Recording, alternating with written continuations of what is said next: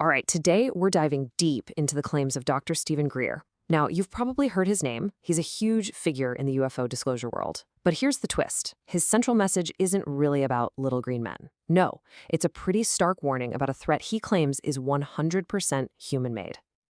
So, just for a second, let's set aside everything we think we know about visitors from other planets. Dr. Greer throws a question out there that just completely flips the script. What if the biggest secret isn't about them at all? What if it's about us? And this is the absolute core of his argument. Greer is convinced that there's this illegal, secret group with access to unbelievable technology, and they're using it to pull off a massive deception. Their goal? To create the illusion of a hostile alien menace, all for their own agenda. So let's get into it. How could a deception on this kind of scale even be possible? Well, according to Greer, the whole thing hangs on one crucial element: incredibly advanced, human-built technology that's been kept under wraps for decades. This is where we see two completely different stories collide. On one hand, you've got people like Elon Musk saying, look, as far as I know, there's no secret, super advanced propulsion technology out there. But then Greer comes back and says that is 100% provably not true. His point is, if you can convince the public this tech doesn't exist, then anytime one of these craft is seen, who are you going to blame? Real extraterrestrials, right? And this secret technology, it actually has a name: the Alien Reproduction Vehicle, or ARV for short. Now, Greer's definition is pretty specific. These are man-made, anti-gravity craft. They've been developed for years, he says, by reverse engineering technology that was recovered from actual ET craft. But he's adamant, the ones flying around now are not alien. They're ours. So what's the point of these ARVs? According to Greer, this is where it gets kind of dark. He claims they're the primary tools in a massive psychological warfare operation. He says they're used to stage terrifying events, things like abductions, even animal mutilations, all of it designed to build this public narrative of fear, to make us believe there's a scary alien threat on the horizon. Okay, so that leads us to the next big question. If Greer is right and this whole thing is a deception, why? I mean, what could possibly be the motivation for such a huge and frankly terrifying psychological operation? For Greer, the answer really boils down to two things: power and control. He argues this isn't about science or exploration.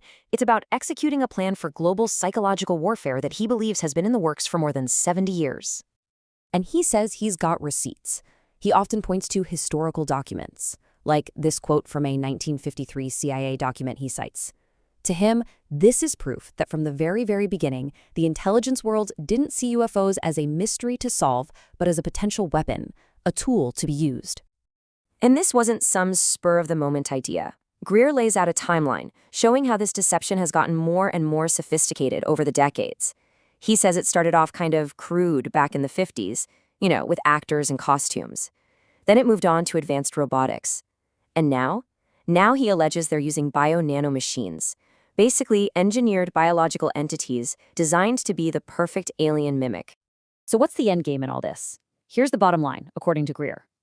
The ultimate goal is to manufacture a global crisis, a threat so big, he says something worse than 9/11, worse than a pandemic, that it sends the entire world into a panic.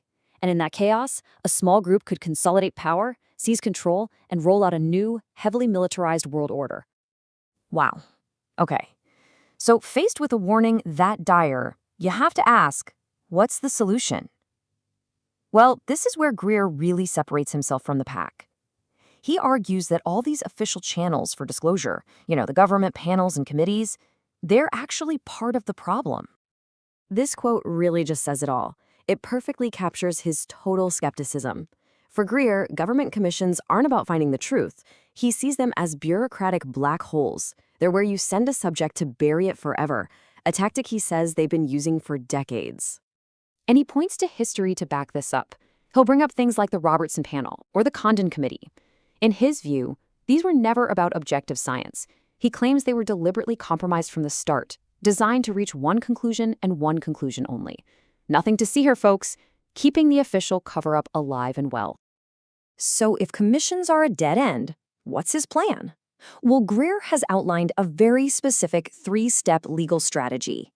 He says it has to start with an executive order to give whistleblowers real protection, then use subpoena power to force people to testify, and finally, hold wide-open congressional hearings to get all the facts out. At its heart, his whole plan is a legal end run around the system.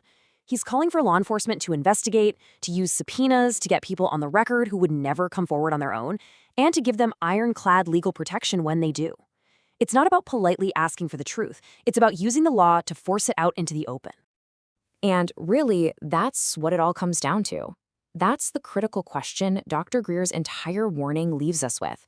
As we see this topic of UAPs go more and more mainstream, and disclosure seems to get closer every day, we have to ask ourselves, are we being prepped for a genuine, world-changing revelation, or are we being set up for the final act of a very, very human deception?